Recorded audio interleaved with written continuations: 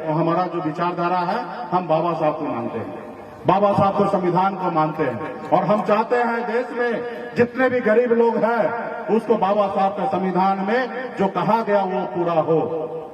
संविधान में बदलाव नहीं हो और बदलाव भी हो तो सबके लिए हो, किसी एक व्यक्ति और एक जाति के लिए ना हो, हर किसी के लिए हो। जैसे अभी हाल फिलहाल में मोदी जी ने संविधान में बदलाव लाकर आरक्षण लागू किया गया, 10% सामान्य वर्ग को आरक्षण दिया गया।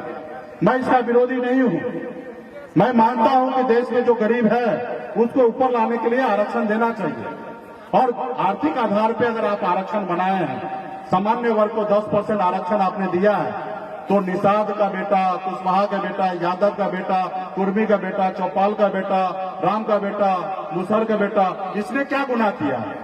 इसको भी आर्थिक आधार पर आप आरक्षण दीजिए। देश में जाति की जनगणना कीजिए, जिस जाति का जितना संख्या है उस आधार पर आप उनको आरक्षण दीजिए। उसमें भी आधा आरक्षण आप आर्थिक आधार पे दीजिए, आधा मेरिट पे दीजिए, लेकिन जिसका जितना आधार है उसको दीजिए। ये तो सही नहीं है ना, किसी को 4 गो रोटी दीजिए खाने के लिए और किसी को 1 रोटी दीजिए खाने के लिए, तो ये सही नहीं है। अगर आर्थिक आधार है तो सबको दीजिए।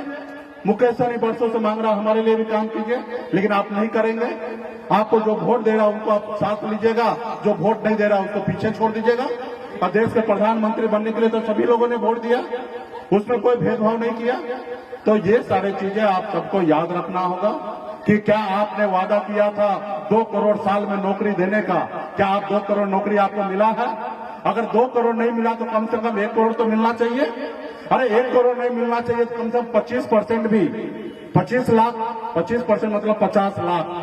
अरे 25% भी छोड़िए, 10% मतलब 20 लाख, 20% भी छोड़िए। अगर 1% भी अगर देखिएगा तो 9 साल में 18 करोड़ नौकरी होना चाहिए और 9 साल में सिर्फ 7 लाख नौकरी मिला है। ये केंद्र सरकार का डाटा कहते हैं। आप बताइए, आप कहां कहे थे 2 करोड़ 18 करोड़ और आपने 7 लाख नौकरी भी नहीं दी।